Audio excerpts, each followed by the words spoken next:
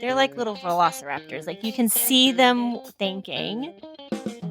Hello, I'm John Rossi. I'm a touring drummer with a passion for animal conservation. When I'm on the road, I spend as much time as possible visiting zoos, aquariums, and conservation organizations. Now, I want to share those places with you. I'll be talking to keepers, vets, conservationists, anyone who can help me in my mission of connecting my people to animals through their people. Join me on my Rossifari. Hello. Welcome back to the podcast that has managed to mention red pandas in every episode from Florida so far, despite the fact that there are actually no red pandas to be found in Florida, the Rossifari podcast. Y'all, I am really excited about today's episode, and we'll talk about it in a minute. But first, I need to say that I'm excited about something else. This episode is coming out on August 10th, 2021, and that is my son Miles's 7th birthday. Happy birthday, Miles. I love you so very much, and sharing my podcast and my love of animals and our love of video games and all that good stuff with you means the world to me, buddy. I am so excited to see who you're going to become as you keep growing up, and I am so proud of the young man that you already are. I love you, buddy. Happy birthday. Okay, and for those of you who aren't my son, and I'm pretty sure that's most of my audience, I'm excited to bring you an interview today with Elizabeth Johnson from the Naples Zoo in Naples, Florida. As you'll hear at the top of the interview, I actually have a pretty cool history with the Naples Zoo. I'm a big fan. I've been there a bunch, and it was cool to go back in a Rossifari capacity and do an interview and get to go behind the scenes and see some of the amazing animals there. And y'all, we go deep with some of the animals here. Elizabeth is the Supervisor of Carnivores at the Naples Zoo, and as such, we spend a lot of time talking about some cool animals, including fossa, panthers, hyenas, cheetahs, clouded leopards, and honey badgers. That is a really exciting conversation. And then after the interview, you're going to get to come with me to go meet the honey badgers. It was an experience, y'all, and I can't wait to let you hear it.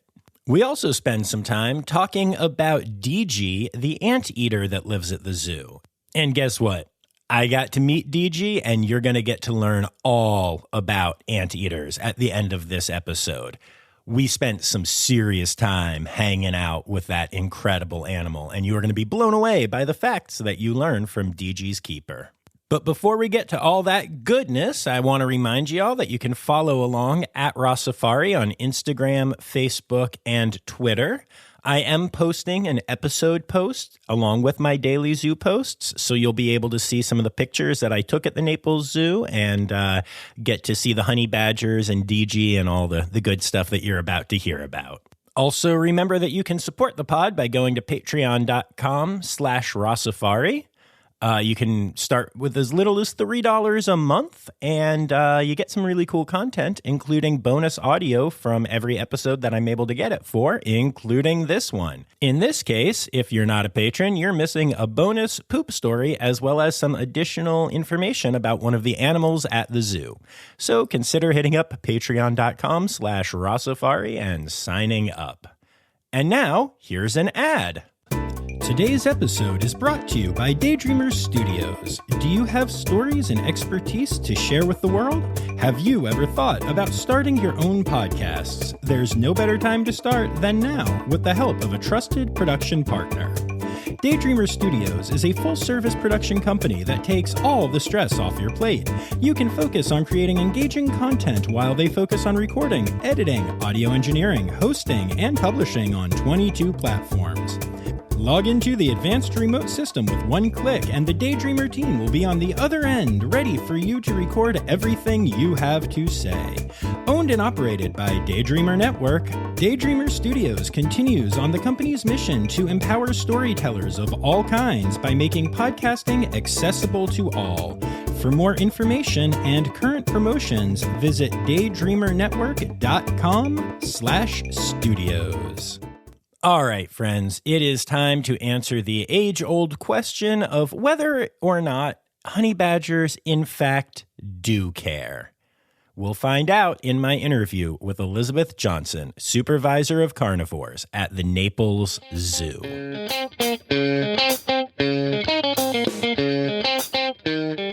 All right, so tell me who you are, where we are, and what you do here. All right, so my name is Elizabeth Johnson. We are here at the Naples Zoo in Naples, Florida, and I am the supervisor of the carnivore department. Awesome. I have to start off by telling you that I did a 6-week gig 6 years ago now in Fort Myers. And so every day that I could, I shot down here and came to the zoo. So I love this zoo. That's awesome. Yeah, I am so excited to be back. I can't wait to see. We're going to walk around afterwards, and I cannot wait to see all the changes and all the cool stuff. But I have a story here, and I don't know if this is something that still exists or that you guys even know about. Mm. But there is an area here where you can where there's water. And, obviously you guys do. We'll talk about that. There's the whole, cruise. It's awesome. But when you're standing by there's an area where you can get food to feed the turtles and the fish.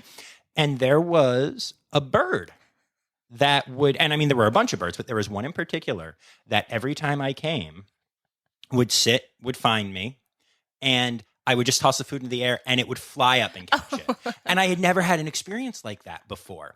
And it was the most magical thing. And the way I found out about it, I did not even think to do it, but I just threw some of the food into the water high, just like being dramatic like I am. And the bird shot up and caught it and then looked at me. And I was like, all right. And so I tossed it again and boom. And it was such a magical experience. Oh, that's cool. Yeah. That's an impressive bird. I don't know that I've seen him down there. Yeah, right. I know. And I'm like, oh, that was such a neat memory. And it was the whole, I guess it was winter that I was down here, but the whole 6-7 weeks that I was down here, cool. Multiple times. So this bird we would just play catch. We have so many native wildlife species that are here on grounds. The whole above Alligator Bay is a whole entire natural rookery. And in the evening, all the ibis and the egrets and everything, the herons, they come in and fly in, and it's really cool. That's awesome. I call native wildlife at zoos bonus animals. Yeah, that's true. That's what that's my term. Cool. So let's start off talking about you.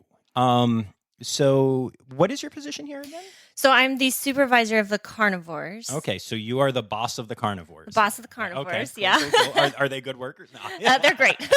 And so tell me about how you got to that position. Start off early. Like, how did you fall in love with animals? Go through the whole thing. Okay, so probably like most people in the zoo profession, when I was little, loved animals, of course. Always thought I would work with them. But I think you naturally assume that there's one animal job out there, and that's to be a veterinarian. That's what, adults tell you. Oh, are you going to be a veterinarian? You're like, oh, yes, of course, I'm going to be a veterinarian. So like that was the goal always for a long time.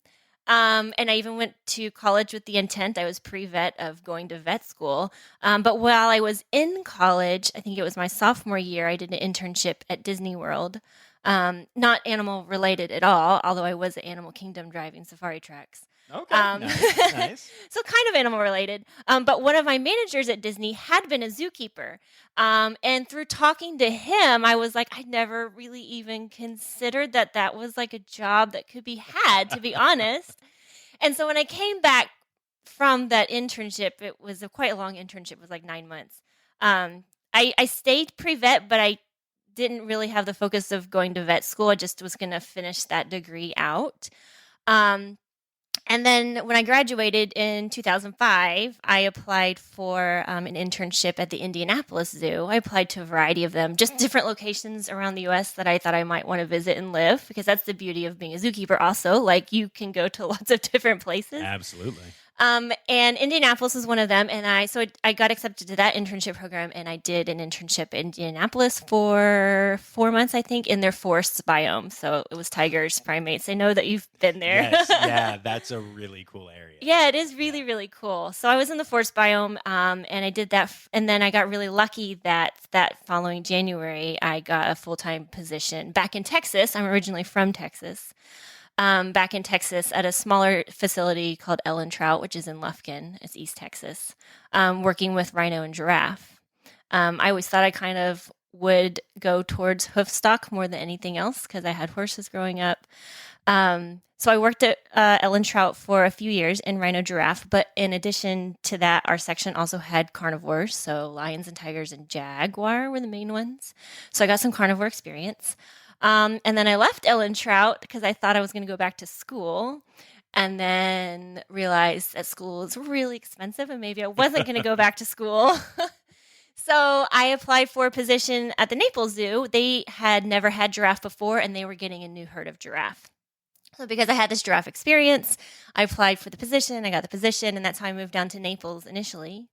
Worked with their giraffe herd for that was in 2010, for about 6 years. But within that time frame, they created a new kind of like structure within the animal department, and I became the hoofstock supervisor.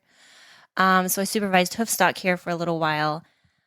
Then I left and went to the Dallas Zoo for a couple of years because I had a son, and we thought it might be nicer to be closer to home. So I did hoofstock at the Dallas Zoo as well. And then another supervisor position opened up here in Naples, and we decided we'd really love to be back in Naples. So we've been back in Naples, and I've been back as a carnivore supervisor since late in like 2018. Nice. All right, cool. So that's kind of the roundabout way of how I got here, what I'm doing. So here's my question for you about that. The Dallas Zoo is awesome and big and very incredible large and all the things. And what is it then that made you want to come back to Naples, which is an amazing zoo, and I obviously said I love it, but is smaller and is maybe less well known would be a good way to put it. But what brought you back? Yeah, it is less well known. The first time around, I was like, I'd never even heard of the Naples Zoo. I didn't even know where Naples, Florida was. So I feel really lucky that within my career, I've worked like at a smaller facility. Ellen Trout, Naples would be kind of medium, and then Dallas is obviously quite large. I really honestly love the smaller zoo feeling. Why? Like, it's so much more family oriented and on the employee side. Like, actually here at Naples, my husband and I got married here at the zoo. Nice. So I've just have a special place in my heart for the zoo anyway. It's very beautiful here. It's a small staff, so it's more like these people that you're working with they're not just your coworkers. Like, they're kind of like your zoo family, which I feel you'll hear lots of keepers say, like they have their zoo family. And I had that at Dallas too, don't get me wrong, but on a completely different scale. Like, the people I worked with in my section, like, we were all great friends, and we were pretty close and we did lots of things together, but like, I didn't necessarily know or have close relationships with people in other departments or even horticulture or maintenance or any of the administration like I do here at Naples, where like I do know closely the people in horticulture and I am friends with the maintenance director, and like, it's just very more close knit, and it's a nice feeling. So plus bonus info. Plus, Naples Zoo is just kind of like in this position, like professionally, that it's just like this little rocket ship sitting on the platform ready to take off. Like, there are such cool things that I knew were happening when I left the first time, but they're really rolling now, and I just want to be a part of that. So it kind of was very tempting. Nice. That's awesome. Are there any that are, somewhat public knowledge that you can tell me about? Well, we are planning on trying to do a new South American area. And then we have a capital campaign right now for a new entrance that is very, very, very close to completion, and the construction will start on that soon. So it's going to be a complete like revamp of like that one whole part of the zoo, which will be nice because the current entrance to the zoo is through an old gift shop, and it does not give a good impression of what actually is behind those doors. Like, you walk in and you're like, oh my gosh, I didn't realize it was so lush and there's all these like trees and these animals, and that's not what you would guess. So the new entrance is definitely very much needed. Yeah, no, you're not wrong. I remember the first time I came here and I was like, this is one of those little like reptile shack kind of places. Cool. And then walked out to a beautiful zoo and I was like, oh, all right, well, that works. Yeah. That's one reason I love the AZA and accreditation and all that stuff, because at least like I knew I was coming to a good place. Right. So yeah, but that's a valid point. Yeah, we just need a little facelift. Yeah, so. Yeah, that's cool. All right, well, that's quite the journey. Before we talk more about what you do here at Naples, though, tell me some of your favorite stories from your other facilities. Oh, goodness. Well, so when I was at Dallas, I worked with Somali wild asses. We just wanted to say ass Well, on a this is podcast. the funny story. Okay, all right. But that does kind of like turn into it. So like we always have to say when they were in the lane on the way up to exhibit, and the way that we would call about it on the radio was basically to say the asses are in the lane. Which, if it's too much. Oh no, no. We're fine. Trust me. But trying to get used to saying that on the radio, where everyone can hear you throughout the zoo, I was like, really? That's how we're going to call that? We're shifting the Somali wild asses? But they're really cool animals. They are like probably one of the highlights of my time at Dallas was working with them, because they're just so neat. And I think people often, with hoofstock in general, are kind of like, they're just like goats. And, well, the Somali wild ass is just another, big donkey, because that's what they look like. But like, I mean, the conservation that is needed for those species and the awareness that needs to happen for the public to know that like hoofstock are just more than goats. They're really cool, and they have lots of cool behaviors and weird quirks, and like they are in decline. And like, the addax, for example, there's only maybe a couple hundred in the wild, but probably not, because they really can't count their numbers because the habitat is so fragmented, and the populations are so fragmented. Like, trying to bring that awareness to the public is challenging. But those are some of my favorite stories, is having to deal with some weird and quirky hoofstock. I totally get that. And it's funny that you mentioned that, because we are recording this on a Thursday, and it was just Monday that I was at Zoo Miami. Mm-hmm. And they have an amazing hoofstock collection. I actually saw a little baby addax there, which made me really happy. And they have a bunch of different, cow species and stuff like that. And I got some really great photos. Cool. And I know when I was at Jacksonville, I got some really good photos of their bongo and stuff like that.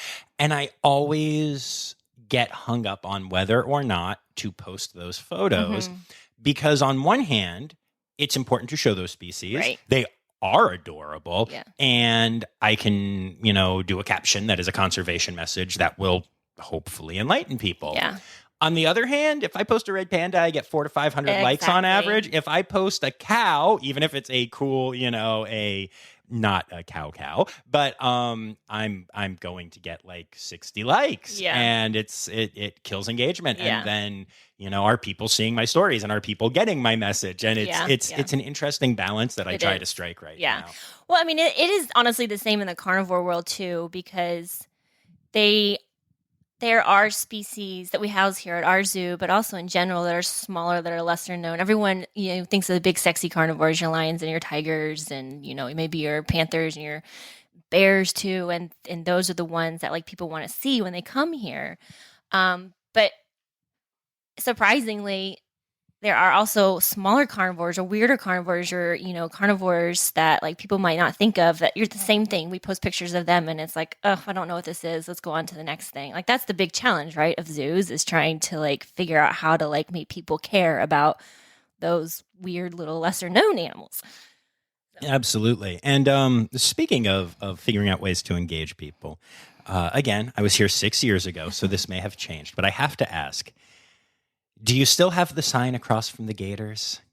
The one that says, congratulations, if you're reading this sign, you are in like the, 10% of people. That sign is my favorite sign. I've talked about it on the podcast multiple times. Yeah, for those listening, if this is something new to you, there's a sign here, and I don't know the exact verbiage, but it basically says, if you're reading this sign, you're in like the 10% of people that come to zoos that actually read signs. And it's true, though. It's got a lion on it, and people like, it's funny because I will be out in the park and I will hear people.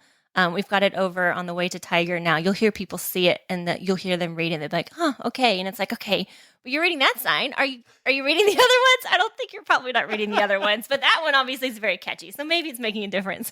Yeah, I think every little bit that we can do helps. I think that one of the perks of zoos is that they're educational, but don't shove it down your throat. Yeah. And that, you might come and you might learn one fact. You might read one little thing. Right. There might be one sign at your zoo that stands out, whether it's that sign or, I love the Zoo Atlanta red panda habitat has a thing that says red pandas are the real pandas. And they have panda bears there, which most people come to see.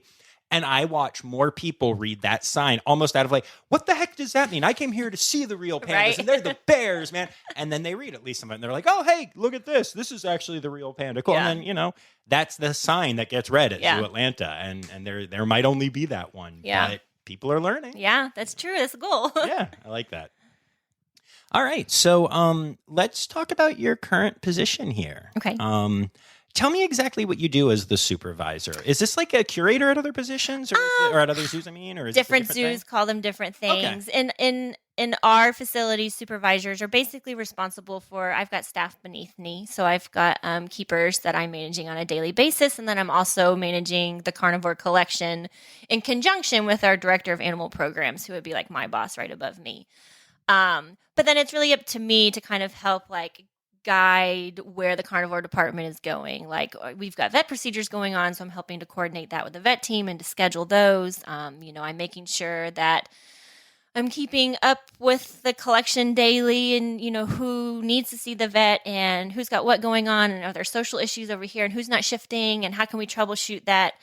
So it's kind of just like a big fancy manager of of animals and people alike. Could you ask them to change your title to Big Fancy Manager of Carnivores? Sure. I really Does like that. Sound more official? We may have an episode title. Big Fancy Manager of Carnivores. Right. That's awesome. And so do you still get to do a lot of keeping activities? Yes, sometimes, because we are a smaller facility and our animal care staff is smaller. There are lots of times where I sometimes step into that role as being an animal keeper, whether it's on a consistent basis, because that's just the way the schedule pans out, or whether I'm covering if someone's gone on vacation or someone's sick. Right now I have a girl on maternity leave, so I've been doing a lot more animal work than what I would normally do if she were here, which is nice because it's a nice balance, because I feel I can get the best of both worlds. I can do the animal stuff, which is why we all started in this field to begin with, was to be close to animals and work with animals.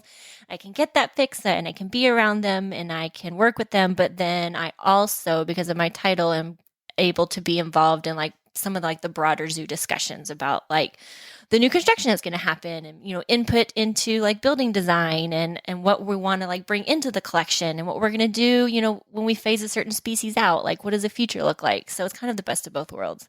That makes sense. I would like to point out, I don't know if you know this or not, but there really aren't any red pandas in Florida. And I know it's very hot, but they're air-conditioned exhibits and they're misters. And so maybe they should be here. I'm just saying, if Clark can make it in San Diego, I'm just saying that, just a suggestion, because I am on a drought. I have not seen red pandas in a couple weeks, and I start like itching at night. They are super cute. When I was in Indianapolis, we had two in the section that I was an intern at, and they were in with our muntjac, and they were really cool to work with. I agree, they're neat animals. Yeah, they really are. I don't know who would have been there back then. Do you remember their names? I want to say one was like Danu and. I just remember the keeper saying one meant light face and the other meant dark face. Oh, that's because awesome. They were easy to tell apart by their coloration. That's different than who's there now then. But I've actually gotten to meet the pandas there. That's cool. And so I didn't think it would be the same ones because I know it was a while ago. But, you could cross your You never fingers and know. hope. Yeah. So awesome. Well, so now that we've established that you're definitely getting red pandas, binturongs and tree kangaroos, I also highly recommend. We have had binturong here before. I'm telling you, yes. This would actually be a good location for binturong. Mm-hmm. Yeah, I can see that. Yeah. But, okay, enough, I have to try and get all my favorite animals at all my favorite zoos. It's and that's the beauty of my role is I can do that too. I'm like, what do I really want to work with? I really want to work with this? Okay, let's get that. That's awesome. Oh, I love that so much. Cool. So then...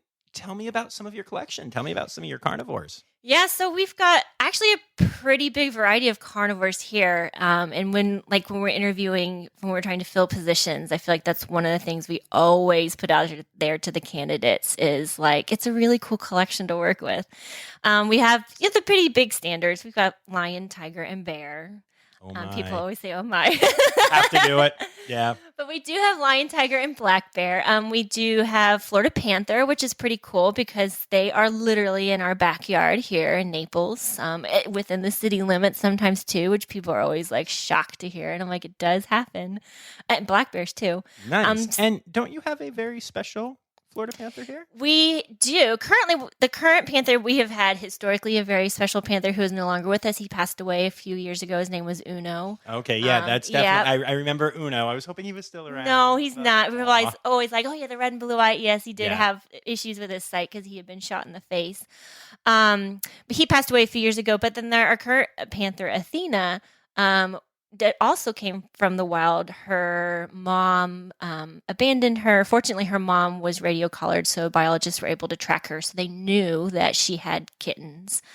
And they were keeping a close eye on mom and the kittens, and they realized that mom had moved everyone and left Athena behind. So they tried to go scoop her up and reintroduce her to the new den where mom had moved everyone, but it didn't work. So they were able to take Athena out of the wild and provide some care. She was pretty sick. So that's how Athena came to live in the zoo. And she is a public favorite. She's a staff favorite. She's very chatty. She's very personable. Like, she really loves to come up and say hello to everyone. So having Florida panther is pretty cool. That is awesome, yeah. And Uno was very, very popular with the public. The community support for him we still have people that will ask about him. I mean, I remembered him from 6 years ago, and I've been to literally, dozens, if not hundreds of different zoos and places by then. I mean, he was a really special panther. Yeah. I mean, we partnered with a local brewery and they made an Uno ale. Nice. Now they have an Athena ale. That's awesome. Event. Yeah. I love that there's another rescue. And again, I know you said it, but just to point it out, yes, this animal came from the wild, but only as a last chance rescue thing, because I'm big on stressing that zoos don't take animals out of the wild except for when it's best for the animal. Yeah. But that's so cool that there's Athena now. Yeah. I can't wait to go see her. Yeah. That's awesome. Yeah. I mean, we always hope that we can return the panthers to the wild. We have a partnership with Fish and Wildlife where we can actually hold injured panthers here, because panthers being struck by car is a really big problem around this area. Oh man. And they lose like so many panthers per year. I mean, they start counting every January, and we're in like June or July now, and the number is just crazy. I don't have the number off the top of my head, but it is very high. So if they're hit by a car and they've survived it, and FWC can go and kind of claim them, they can bring them here and we can provide treatment if we need to. We've got a new hospital facility. We can also then hold them in our panther building if they need a little bit of recovery. We actually did that back in December for a panther. He was here for about a year. For a month. He'd been hit by a car. And he stayed here on grounds for about a month and he recovered. And then we released him back out into the wild, which is really cool. So that's like the ultimate goal.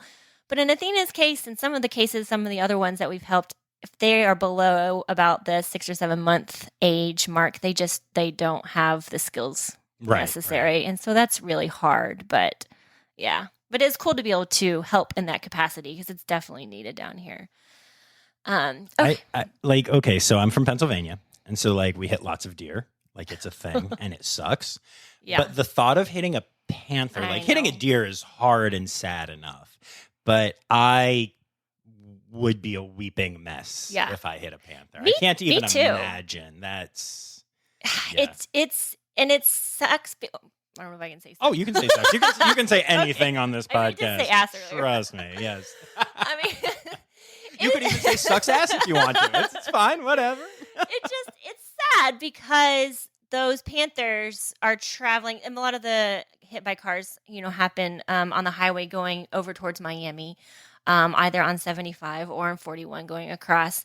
And so we've got a big campaign to really push people to slow down to the posted speed limits of 45. It adds a minute of your time. Instead of going 60, if you're going 45, it adds a minute of your time to go over there. But hitting a panther at 45 miles per hour gives that panther a chance for survival most likely and to be less seriously injured, for your car to be less seriously hurt, and then also for you to react maybe and actually just avoid the panther because you're going slower.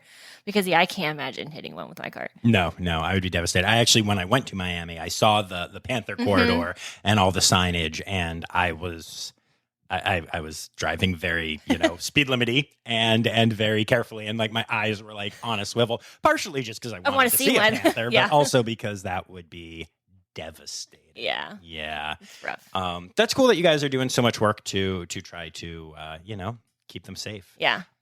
Has Florida, do you know if Florida, and if not, I'll cut this, don't worry. But do you know if Florida has looked into wildlife corridors at all? So I want to say there is a group that is really pushing currently to make a lot of the habitat throughout the state more combined to be more corridor-like. And you know what? I even kind of used the wrong term. I mean, wildlife corridors are incredibly important. Yeah. But what I was referring to are the bridges, either Like the the underpasses or the underpasses? Yeah. overpasses. I just did an article on Zoo News a couple weeks ago Yeah. about this. And that seems like a thing that could be helpful. It could be, yeah. I know they have a few of them on 75. Okay. That are really utilized because they have some camera trap footage of everything from alligators to panthers to raccoons to skunks to coyotes. Like everything is utilizing them, which is really, really cool. But I think there's definitely a desire to have more of them. But Cool. it is nice to see that at least the panthers are figuring it out and they are utilizing them. Yeah, I was shocked when I reported on that article a couple weeks ago. The people who did the research on it and came up with these ideas were shocked at how quickly animals adapted. And it's like, well, yeah, it's pretty obvious where we the should give them more credit. Yeah. yeah, exactly. Yeah, animals aren't just dumb animals, right? Like, people say. But okay, cool. Well, that's good to know. But anyway, more carnivores at the zoo. So far, we've touched on one. Yes, I know, right? So let's see: lions, tigers, bears, panthers. We also have coyotes, which are local here in the area. Also, we have fossa. We have Stop. Fossa are amazing. And fossa don't get a lot of props. Like, they're not at a ton of zoos. The Philadelphia Zoo has a really, really cute one. And so I'm very accustomed to spending time watching a fossa be adorable. Yeah. But to my listeners, talk about your fossa situation. So fossa are really interesting. They are very unique. They are the largest carnivore on the island of Madagascar. They're only found in Madagascar, so they're endemic to the island. They eat primarily, like 50% of their diet is lemurs. They're arboreal, but they do spend a fair amount of time on the ground, but they're pretty much in the trees. And because of that, they have a very long tail. It's like at least the length of their body that allows them to kind of like balance. They're super like adept at like jumping and climbing, and like their ankles are, they can rotate them in crazy ways so they can go, up and head down a tree. But they're very nondescript. They're just brown. That they are. They're not fancy. They look like a cat, but they're not. They're like in their own little like taxonomic group. And people often are like, "Oh, it's a cool cat, or is it a dog, or is it a mongoose?" I'm like, I kind of think of them as land otters, like tree they're otters. slinky sometimes. Yeah, they're very slinky. Yeah, the one at Philly is very slinky, and will often run, like you said, kind of 3-dimensionally on the ground, up in all the various hangings and stuff, and then will run full speed into its hammock and immediately crash and be asleep. And I mean, like, instantaneously. I'm sitting there, I'm like, what? Wow, that was quick. Yeah, they're impressive. They are very acrobatic and super smart. I mean, everything that we give her for enrichment, she is super interactive with and can figure out. If we think it's challenging, it's not challenging to her. Like, she is going to figure it out. And training wise too, she has been very like quick to learn, and we do neat things with her. So nice. What kind of stuff do you do? So she's been trained for voluntary blood draw on her tail. She's also been trained for voluntary injections. She did receive for vaccinations voluntarily last year. She can go into a crate, so she'll crate voluntarily, which has been super helpful because we have had to move her a few times, either for like storm stuff or maintenance. And she just catches on so quickly. Like, she's very into it, which is awesome. Nice, very cool. And then the for the people listening, I will post some fossa pictures. But if If you're listening and you're not seeing my fossa pics, then you can Google, but it is fossa, Fossa. And actually, some people do pronounce it fossa. Some do, but yeah. fossa is the more accepted, and I like it more because it makes less sense and makes you sound special and like you know what you're talking about then. Well, there are a couple different spellings. Yeah, Fossa, and the Malagasy way I think is Fosa. So yeah, any of them are correct. Yeah. But if you just Google Fossa, you'll find some stuff. But like I said, you're better off looking at Rossifari on Instagram and seeing the pics I'll be posting with this episode. Yeah. So shameless plug. Cool. And actually, before we get on with the carnivores, you mentioned something, and it's storm prep. And yeah, we are in Florida. And I haven't had the chance to talk to anyone in Florida about this yet, but I just found out as I was prepping for this interview that we have a possible tropical storm rolling in. Super excited about that, by the way. But as a non-Floridian, I'm not too freaked out. But tell me what that's like. What is storm prep like at a zoo? How do you guys make sure that the animals are taken care of? Are there any weird steps or stories that you've had to take? It's so much of wait and see with hurricane season, which is unfortunate, but also fortunate at the same time. Unlike a tornado, which is going to like rip through. Like we actually know that it's coming most of the time. Actually, just yesterday, we were in our hurricane crate trailer counting crates and making sure that we had one for every single animal on grounds that would need one in case we had to move them up to the hospital, which is where it is a more secure building, or if we needed to move them inland. So that's always fun every year, is trying to make sure we've got them all accounted for. And if we need to order any more, we need to do that. It's just so much of like, how strong is it going to be? Like, do we need to put things away? Do we need to lock animals in? Do we have to board up glass windows? Like, what is the strength? And sometimes you don't even know that till the very last minute. So it's a lot of like, we have gone through many storms here where we will prep and move things inside and board up windows and then nothing happens. Which then you're like, God, now I got to drag everything back out of storage again and put it back. But it is what it is. I mean, we're not very far from the beach. The Naples Zoo is like only like maybe 2 miles from the beach itself. So we're very close to the beach and to the water. So we worry a lot about flooding. Each new building that we've built here on grounds, the hospital and our tiger building is the newest building we have, has been built in an elevated position so that we can hopefully not have flooding occur. But it's an ongoing process, even throughout the year, even when it's not hurricane season. We're constantly kind of thinking about it. I know our horticulture team is constantly having the tree company come out to like prep the trees and make sure that they've gotten down limbs that could be a problem or that might be likely to snap. And so like they're constantly doing work out there. Wow, that's kind of cool. One of those things you don't really think about when you're at a zoo so much, Very cool. All right, back to animals. Back to animals. Let's see. So we have fossa, we mentioned. Then we've also got cheetah and hyena. We have a striped hyena currently. We have had spotted hyenas in the past. Hyenas are cool. I like to work with hyenas. They're neat. Hyenas are very cool, and striped hyenas are very rare in zoos. Normally it is the spotted. So tell me about this. We've got one currently. She they're just weird animals in general. She's very cool, and she's very like, she's come out of her shell a lot since we acquired her, which was probably at least 7 or 8 years ago. She's really come out of her shell, and she is also, again, very smart. She loves to interact with enrichment, but it's sometimes a challenge because they are so strong and their jaw strength is amazing. I mean, she just cracks through bones like they're nothing. But striped hyenas are neat because they have this like mane basically from like the back of their head all the way down their back, and they can make the hair stand up. It's piloerection, I believe is what it's called. When they get nervous or if they are trying to be aggressive, like they just push this mane up and it kind of like waves around and it makes them look like 10 times bigger than they actually are, which is really cool. They're neat animals. So I'm glad that she's here because, like you said, they're not in zoos. There's not many of them in zoos. Is there a story of why/how y'all have her? Actually, I believe that she was confiscated out of the port of Miami. Her and a few others, I think, were trying to be brought into the country illegally.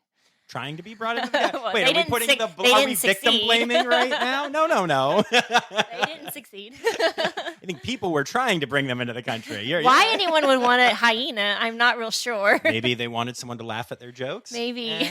I don't know, but that's why I do this podcast, right? Right? Yeah, but she's neat. She's also a staff favorite. And she's another one of those that like the public will just kind of walk by and be like, "Oh yeah, hyena, cool." And they'll keep walking. I'm like, "No, but it's a striped hyena. Like you don't often see them. Like they're neat." So, No, that's really cool. What's her name? her name is Hera. Okay, So cool. yeah. All right, Yep. very good. Okay, so then we also have Cheetah. Yes. We Tell me about your have- cheetah. One old lady cheetah who is very sassy. She is, I don't really know what to say about her.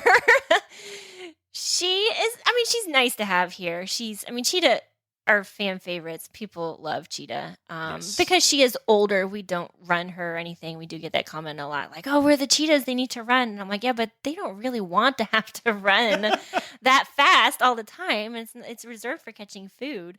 But people just love to see the cheetahs. So it is, and she is very visible. She likes to lay up on her hill. She likes to lay up near the front. So like she's easy to see, which is nice. So people like to come see her. I love feisty cheetahs. Cheetahs are one of those animals that are often free contact, and you see people hanging out with them all the time and like petting them and stuff. And when I say people, I mean keepers, obviously, professionals. Yeah. You know, again, we're not Tiger Kinging this one, Right. but the cheetahs that I've actually had the chance to meet and like go behind the scenes with and stuff have all been super feisty, and like I have to stay back or they are actually protected contact cheetahs. And I just love that so much. It cracks me up because like I said, people think of cheetahs as basically like big pussycats. Yeah. And every cheetah that I have had a chance to interact with has growled and snarled and showed Hiss and fangs. spit. And, yep, Slap all the of it. ground. All of it. And I'm like, oh my gosh, why do I only hang out with just salty cheetahs? It's They're amazing. salty. That's a good way of putting it. Yeah, they are. We had the one cheetah I fell in love with years ago. His name was Steelman. He was an older male cheetah that we had, and just like the way he had some tummy issues that required him to be fed like multiple times a day. So we accommodated him because, he was older. And every time you would feed him, just the way that he would like stare into your soul with his big eyes, you could just shovel food in his mouth and he like wouldn't break his gaze. He would just stare at you the whole time. But it was really endearing because like he just, I don't know, he got to people that way. And it was very sad whenever he passed away. Oh, so. I bet. Yeah. Yeah. Someday I'm going to meet one of these nice cheetahs. He was one of them. Yeah. I'm going to someday, but so far it has just been the salty one. Yeah, that's funny. I kind of like them that way, though. It's just there's something about it because every time I go in with the expectation of like, oh, this is going to be the time, this is going to be the standard cheetah, and then it's like, yeah, I'm like, they're picky. They're picky. They will choose when and if they're going to like you. fair. So we also have clouded leopards. And Clouded leopards are such amazing. They're pets. so pretty. So pretty. And very cool. Like they have the largest canines per body size. And they are quite large. Like they're also very acrobatic up in the trees and catching birds by hanging by their back feet. And they're really neat and pretty. And it's nice. We had a couple of clouded leopards born a few years ago. That a lot of zoos in the SSP historically they've hand reared clouded leopards. And now they're kind of moving towards like a shared reared sort of program where the mom is going to rear them, but then there's also a lot of interaction with keepers. But ours at the time we ended up hand rearing. And so that was fun because they are also crazy feisty kittens. But yeah, they're really unique species too. And they're really pretty. They're just so pretty. They really are. Their markings look like clouds. Yeah, it's really cool. I've gotten to meet a few of the ambassador ones out there, and they're just, What cool cats. Yeah, they are You know? cool. Yeah. We still have one of the kids from a couple years ago, and she is in our show section, which is our ambassador animal section. She comes out during one of our shows off and on when she chooses to. Right. Like Yes, a typical cat. Yes, makes sense. Yeah. Very cool. And then there was a third. So you were bragging before we started about your 3 kind of rare species. Oh yeah, we have a honey badger. Yeah. That's the third one that we got to touch on. So let's talk about the honey badger. Oh, the honey badgers. So a few years ago, do you remember how popular they got because of some videos on YouTube? Oh, yeah. Honey badger don't care. Mm-hmm. Yep. That's when ours showed up. That's when we got them. And it's true. They really don't care about many things. They do as they please, but in a really it's okay way that you do that. They are. People have said oh, when I heard you had honey badgers in your collection, I was super interested about working here. It's yeah, they're neat animals. They are tough. They are so tough, but they are also super smart. I mean, I've seen them within their enclosure, roll logs and move logs over just to be able to get to either an enrichment item that's out of reach, or because they're troubleshooting. They're like little velociraptors. You can see them thinking and they are able to figure out these complex problems, which is, it's just amazing to get to watch in real time. Nice. So give me Honey Badger 101, because this is actually the first time we've talked about the species on the pod. Yeah. Okay. So they are in the same family as weasels and otters. Wolverines are thrown in there, kind of this mixed mash of weird animals that they classified taxonomically because they have similar characteristics. They are found in Africa and also into India. They get the name honey badger because they really do like honey, and in the wild they will often raid farmers bee hives and stuff like that. They also there's a bird in Africa, his name escapes me right now. It's I don't think it's the bee eater. They'll kind of pair up with these birds to know where hives are, and Nice. they're working together. But they are pretty hardy. Their skin is really, really super thick. So if they're attacked, say, and they're bitten on their neck or on the back or something, they can kind of rotate within their skin. That sounds crazy, but it's so thick and kind of loose that they can spin back around and attack whatever it is in the face. And they've got quite sharp teeth and very long nails because they are really good at digging. It's been said that they can dig a very deep hole in 10 minutes, even in really hard ground, ground that's Nice. nearly as hard as concrete. So I mean, Wow. their nails are a couple inches long, and they, in our exhibit at least, they do dig holes every single day that we fill back in, so they can have a clean slate and do it again.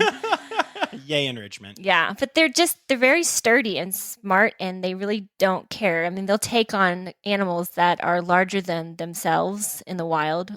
They will chase off lion cubs from a kill, chase off hyenas. Wow. They have this attitude about them where they are super confident and they're going to get what they want. So they're neat to work with. Our 3 here, we have 1 male and 2 females. So the 1 female is, we think, older. Because some of their history that we have is incomplete. But the behaviors that they do when they're interacting with each other, it's so hard because there's not many wild honey badger studies out there. So some of the behaviors that we see when they're interacting with each other and the vocalizations that they make, which are crazy, it's a little hard to interpret what's going on. So we do it to the best of our knowledge, but it's just like drama almost. Sometimes it's a soap opera over there, and they all get along, but then they don't, but they do at the same time. They're just this little telenovela. This is something going on. That's awesome. Are they free or protected contact? Protected contact, Okay, yeah. Cool. I figured, but I wasn't sure. I know Well, teeth and nails. claws, they help. Well, and so much so that when we first got them here at the zoo, the way we would shift them is they would go through this guillotine door, and one of the keepers was cleaning on the one side of the door, and the badger rolled herself onto her head and did this headstand to pull up the shift door and was trying to slide underneath. So she figured out how to do it, and then she also had the strength to do it, which was amazing. So we put pins in the door, so now we have to lock that door shut, and because they will just figure things out like that. So That's amazing.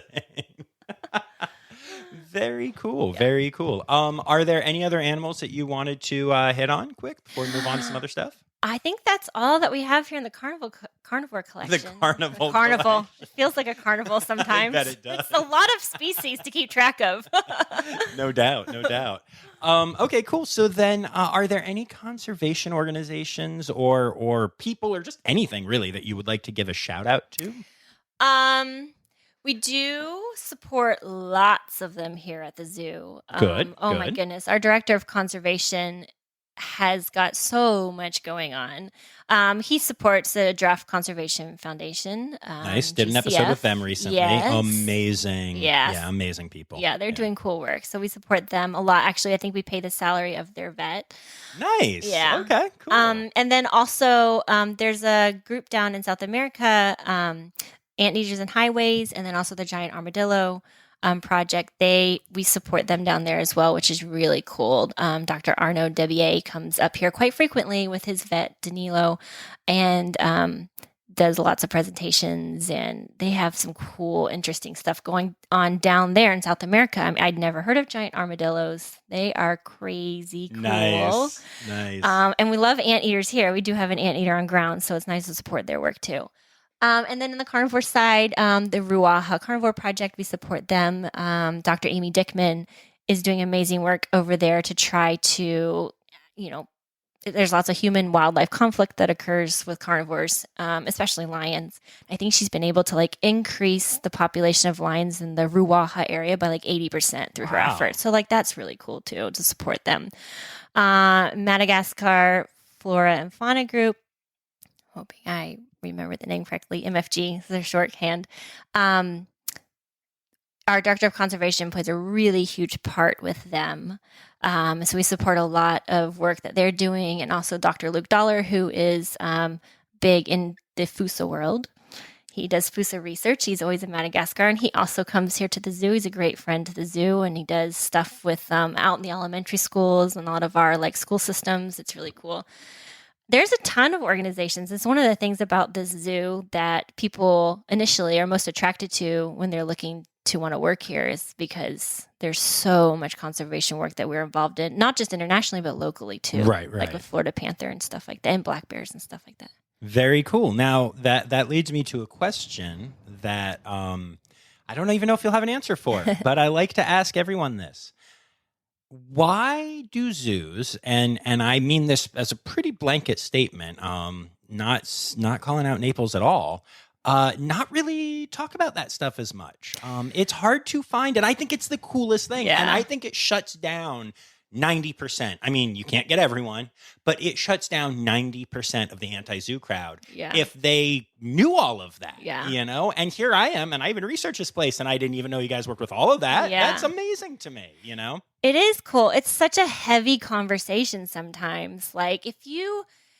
Every once in a while, you'll be out in the park, whether it's after a keeper talk or if it's just a random zoo goer that asks a question, and you can get them hooked, and you can really if they're willing to stand there, a lot of us will just talk.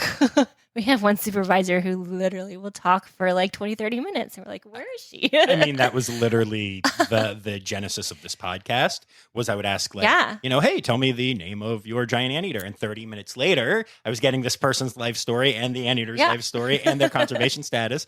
And I literally was like, I need to find a podcast that does that. And when I didn't find one, I started Make your own. Yeah. But literally it was just, So I am aware that that'll happen in those moments, but I feel like we need to do a better job. And when I say we, I include myself, that's part of what this podcast does, but we need to educate people that is happening. I agree. It's really important. It is really important. It's just, it's hard to get them to, like I said, it can be a really in-depth conversation. So if you can, those that are interested in it and you can talk their ear off, that's great. But then, like you said, how do you really get that message out to those who maybe aren't inclined to stand around for half an hour and talk to a zookeeper about it, but but how can we hook them some way? It's like the age-old questions among zoos. I mean, I went to an AZA management course a few years back, and they asked the same question. They're like, how, you guys are a young group of up-and-comers. Like, how do we engage the public? What's the best method? And I don't know that there's like the one answer that fits everyone, but like zoos have come up with some pretty creative ways to try to engage people, but it is such an important topic. I think, decades ago, zoos, in my opinion, kind of saw that they needed to change their relevancy. They couldn't just continue to be purely for entertainment, right? Because the world was changing. And so in order for them to kind of put their money where their mouth was, they needed to start investing in conservation. And it really obviously has been a good beneficial change in the industry, but it is really hard to like get people as interested and involved. But it is important work, like you said, and neat things that zoos are doing. Yeah, I'm constantly blown away by the things that I hear, and then I'm like, why am I hearing this in a podcast interview? Right? That I'm behind the scenes right now, finding out about this one-on-one. Yeah, and I like that I can at least share it with my audience. Yeah, but, I'm constantly asking people that both on and off the pod, and I hope I can eventually help figure out the answer. I hope so too. I feel like, sometimes the attention span of the public is short. They want to learn a quick fact and move on, and that's really great. And we try in our shows where we know we're going to have a captive audience for like maybe 20 minutes to like, okay, lay it all out there in a way that they can like digest and also remember. And it's not just like animal facts are spitting at them, but it's like through stories and it's through like personal like interaction. And then, after keeper talks. But yeah, like you said, it should be talked about more. I'm sorry, what? I zoned out. No, I'm kidding. I'm totally kidding. Okay. Totally kidding. I need to work on my presentation skills. No. I'm just being a dork. It's time now, don't you know? We've come to the end of the show. But there's one tale left to go. You're gonna laugh and say, oh no. It's time for the Rossifari poop story. Hit me. So early on in my career, I took care of rhinos along with giraffe. They were in the same barn. And rhinos have lots of poop. It's just a large volume. And they like to pee where they poop. So it gets to be like wet and like sloppy, and we would scoop it up and put it in bags and tie the bag up, and we would put it in the back of the gator, and then at the end of the day we would take all of the bags down out towards the dumpster, and we would sling them into the dumpster, and on numerous occasions we would catch that plastic bag on the edge of the gator, and it would just bust open and drip down, like from the waist down. I remember it just like going all over me, down and then down into your sock and into your shoe, and it's just like urine poop all stuck to your clothes and your legs. Amazing. It stinks to high heavens. Love it. Well, thank you so much for doing this. Yeah. And let's go wander the zoo. Yeah, let's do it. Some stuff. Cool.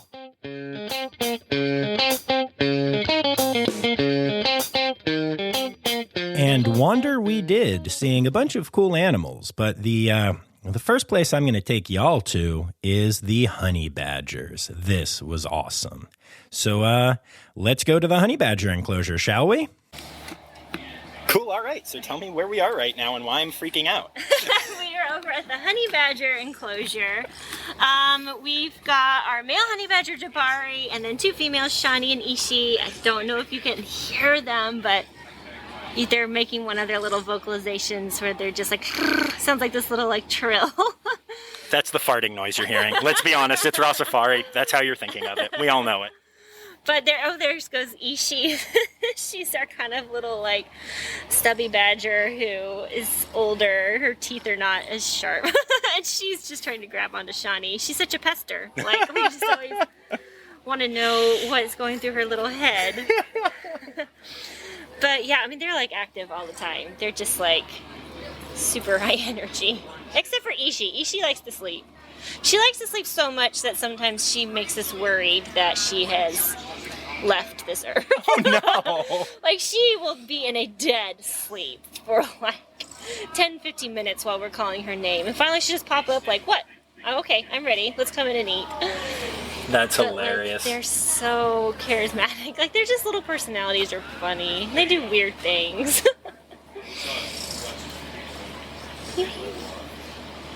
They make the cutest little noises, They too. do. I don't know how well they're translating on here, but I'm going to try and put this close so you can hopefully hear it.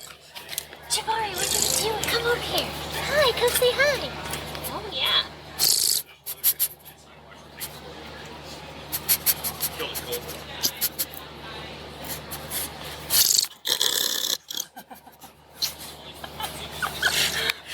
Okay, so was that Jabari? Yeah. Jabari literally just reached through Yep. and tried to grab my recorder and almost got it. Luckily, I was paying attention. You Yep. always have to be aware with carnivores. But Jabari was almost the owner of my audio recorder, and it was amazing. Yeah, they are very curious, and they have a super far reach, and they will even try to we have to be careful with most of our animals, but especially the honey badgers, of what we're putting on the outside of the enclosure too, because they're like, this is mine now, and they'll just take whatever they want. That is amazing. Oh, they're so gorgeous, though. They're really pretty. I mean, they're also really dirty all the time, but they're really pretty. Markings are they're just very distinct, black and white, and yeah, they're cool.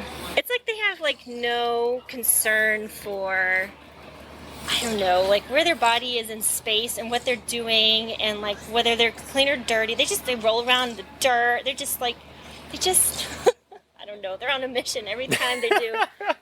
They're hard to explain unless you can see what they're doing. You're just like, why? What is going on? Cool bulldozers. Yeah, that's a good way to put it. We're currently trying to injection train all 3 of them so that we can voluntarily inject them so that we can sedate them for physical exams. And our one badger, Shawnee, actually is trained to allow voluntary blood draws. Nice. And we've been able to get blood once, a little tiny bit of blood, but it's taken a couple different keepers and vet techs through the past year or two to work with her on this, which is really neat. That is very cool. And y'all, everything timed out super well, and I actually got to watch training for the voluntary blood draw with one of the honey badgers. It was so cool to watch. It was so amazing. The vet tech and the keeper on duty were working as such an amazing team. The amount of effort that went into it, and keeping not just the honey badger that was being trained calm, but the other 2 as well, because as you heard, they can be a lot. It was just amazing to see. The teamwork that people at zoos have to employ sometimes is incredible. And it was just really inspirational to see that. And so then after that, I got to go hang out with Deegee the anteater, and his keeper had all kinds of cool stuff to share. So here's that whole thing. He's one of my favorites. He's one of the coolest animals. That's so cool. Everything about them is so different. But when you think about the function of all their weird features, it's pretty cool. That's awesome. Yeah, I'm very excited. Yeah, Elizabeth had mentioned that you were kind of focused on unique animals. Not that any animal isn't unique, but Right. Deegee, where are you? See if we can rouse him up. He might be in that mode. Oh no, he's not. He's right there. No, buddy. So let's see.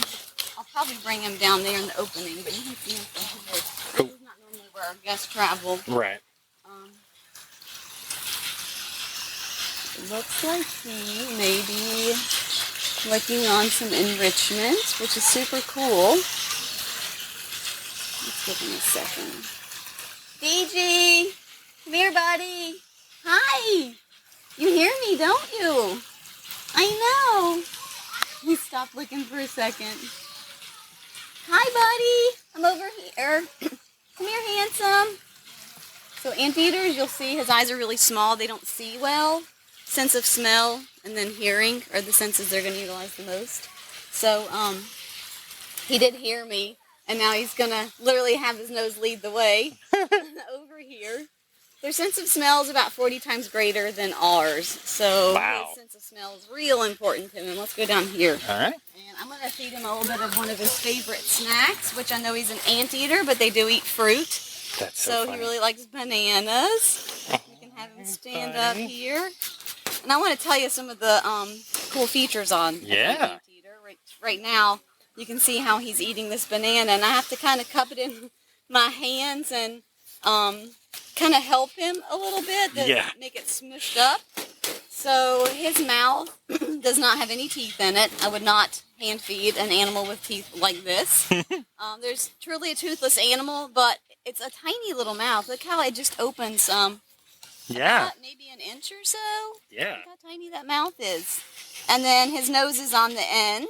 So people think anteaters have long noses, but really they kind of have long faces. That makes sense. His nose is not long. It's right there. It's the size of any, mammal's nose you would expect, like a dog's nose. Sure, yeah. But he does have a long face. So if you were to maybe take your chin, your lips, and your nose and stretch it out, maybe 2 feet, that's kind of the structure of a giant anteater's face. So your lips aren't going to be any bigger. They're still small, and they're on the end of that long face. So they can't open their mouths very far. But they don't really need to, because a large part of their diet is insects. And this guy weighs 110 pounds. They can actually weigh a little bit more than that for a male. Females are going to be a bit smaller. But if you weigh 110 pounds, basically me, how many insects would I need in a day to survive? Quite a few. A lot, yeah. A lot. He's going to eat maybe 30,000 insects in a day on average. In the wild, not here. Obviously, we don't have 30,000 insect supply every day. I don't know. Based on my legs right now, you might. Notice they're not on me. Yeah. I think I'm immune to them. But, so we do replicate that nutrition with other food items. He gets a diet called insectivore, which is like a dry crumble. Honestly, it looks so much like grape nut cereal to me. And then we soak it in water. We add a banana and an orange to it. It gets blended, so he gets an anteater soup, You get a soup every day. It's cold right now, so it's more like an anteater smoothie. Fair. In the winter, which it doesn't get super cold here, we try to give it to him room temperature rather than cold. But that does supply him with a lot of the nutrition he would need. But it would be boring if he just got a pile of soup every day. Right. So he does get supplemented with other things. He does get bananas for enrichment and special treat items. His most favorite novelty food item is actually avocado. That's amazing. He truly loves avocado so much. Same. And mealworms and crickets and boiled eggs and things like that. So we really try to add that variety on top of the complete diet that he receives from the insectivore. But some of the other cool features on him, his tongue actually is 2 feet long if it needs to stretch out. So if you think about getting 30,000 insects a day, it's a lot easier when you have a 2 foot long sticky tongue. Sure, yeah. So the saliva coats the tongue and actually allows a lot of things to stick to it. So he might go to an ant mound and flip his tongue a few times super fast, multiple times inside a few seconds. He's going to get a few hundred insects stuck on a 2 foot long sticky tongue. Wow. When he flips it into an ant mound. That's so amazing. He's going to get a lot in a short amount of time. And I know a lot of people, especially here in Florida, we have fire ants, which are native to his habitat, which would be South America. People say, "Oh, can I borrow your anteater and bring it to my yard to get rid of the fire ants I in my literally yard?" made that joke in the interview today. Okay. Sorry. Well, here's why that wouldn't really be that helpful. So anteaters have more of a territory in the wild, especially the males. Females will travel through, but males tend to stay within a territory. So if he depleted all of his food resources, like a pile of ants, an ant mound, it wouldn't be there for use later. But if you just have a little bit of the ant mound, it's always going to be there as a resource later. That's actually really smart. But also, if you say fire ants are what you're snacking on, stay there very long. They send out the alarm, and there are certain ants in the colony whose job it is to defend the destruction of the nest. Right. So they're going to come out and they're going to start biting, and it's really uncomfortable. Well, if that was your face and you're an anteater, that would be uncomfortable. So if he just stays there for a short amount of time, it limits the amount of discomfort he's going to experience from that, and he maintains his resource. So I like to say they're the original conservationists. Nice. I love that. That's awesome. And then again, termites are a predominant food source for him. So he's going to eat lots of termites too. And he's going to use those remarkable claws to get into termite mounds and rotten logs and to dig to get food sources like that. So those claws are like the size of your fingers. Super powerful, those two in the middle, and then the two on either side are smaller but sharp. And his hand structure is he's got one of the coolest hand structures I've ever seen. Yeah, they're really so you interesting. can really see that calloused portion there. Mm-hmm. And again, a lot of people are like, oh, the anteater, he walks on his knuckles. Right. Not exactly. So look at that section of his hand. Mm-hmm. It's kind of equivalent to this section of our hand. Right. You know, it's a little more squishy and built up there. So if you were to imagine that being even more developed, it gives you a nice landing pad. So if that's how you're walking, look how readily your fingers would curl up. Right, right. So if you travel as much as an anteater does to get all those food resources in the wild, you're going to wear those claws down, and then you're not going to have them to get the food resources. So that developed calloused pad on his hand that allows those nails to curl up prevents him from wearing them down with all of the movement that he requires in the wild to get to his resources. Oh, that's so So cool. it's a strange structure to have, but it works so well. And then people also ask about the tail. The tail's like as long as his body. Yes. Why would an animal need a giant tail like that? Well, it's kind of twofold. It serves as a source of camouflage and then also insulation. So when it's time for an anteater to nap, he's going to kind of dig himself out a little bowl in the dirt, curl up in it, cover himself with that tail. You can tell by the color of it. It blends right into the substrate of the ground, the leaf litter and whatnot. So it is an instant camouflage. But also they have the lowest average body temperature of just about any mammal. I believe it's around 92, 93 degrees. Oh, wow. So having a little insulation, even though you wouldn't think they would need it in South America, when they cover themselves with that tail, it does hold their body heat in to give Makes them a sense. little built-in blankie. That's so cute. So it's love got it. a couple of purposes. They're really incredible. That is amazing. Come here, buddy. Come on down here. Try to maybe move you down here a little bit and get you away from the bugs. Yeah. We'll come back in a second. Yeah, they're really incredible, and unfortunately their numbers are declining in the wild. But there's a lot of conservation work that's really helping. We contribute to the Anteaters and Highways project, and that's helping to track their movements and find the places that they're crossing roadways and maybe find ways to mitigate the life loss in some of those areas that they frequently travel. That's awesome. So they wear little backpacks in the wild for to be able to follow their movements. It's really cool.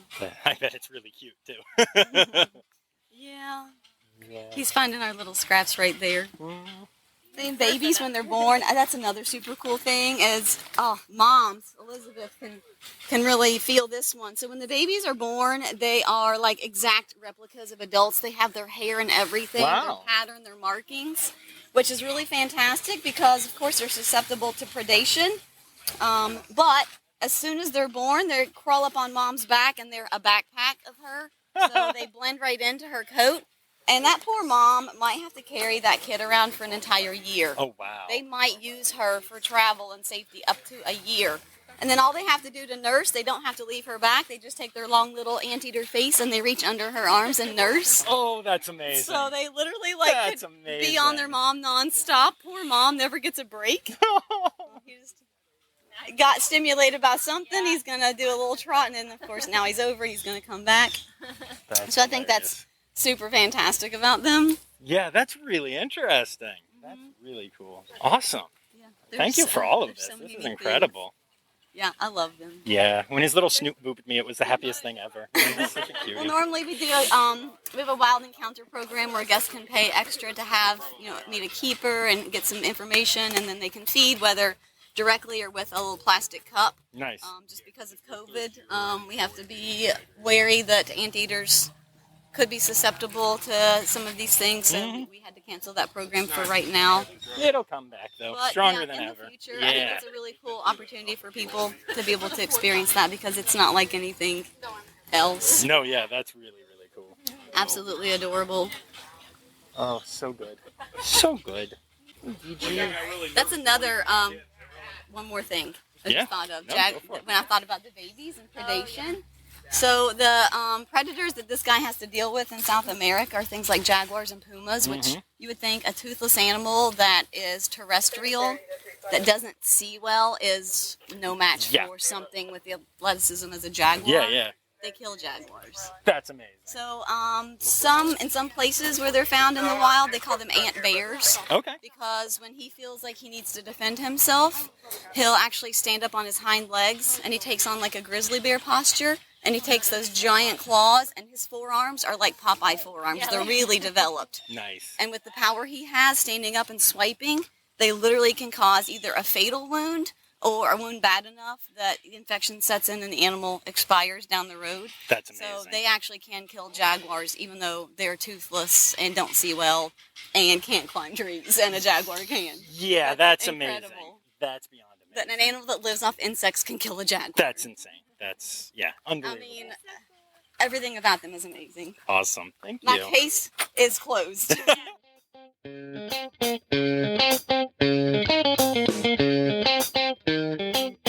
Y'all, I don't know if you figured this out yet, but I really like that I get to do all of this cool stuff on the podcast. And I'm so excited that I get to share it with y'all. I hope that you enjoyed that whole episode, and especially the deep dive on honey badgers and anteaters, two animals you don't always hear about a lot. And man, I'm just so thankful to everyone at the Naples Zoo for being such incredible hosts. And it was really cool to be back to my old stomping grounds and hanging out in a new way. Special thanks to my Red Panda patrons, Laura Shank and PJ Bevan. Oh, and hey, remember, y'all, the word credits backwards is Steiderk. The Rossifari podcast is produced, hosted, and engineered by John Rossi. Editing and fact-checking by John and Dr. Zoe Vesley Gross.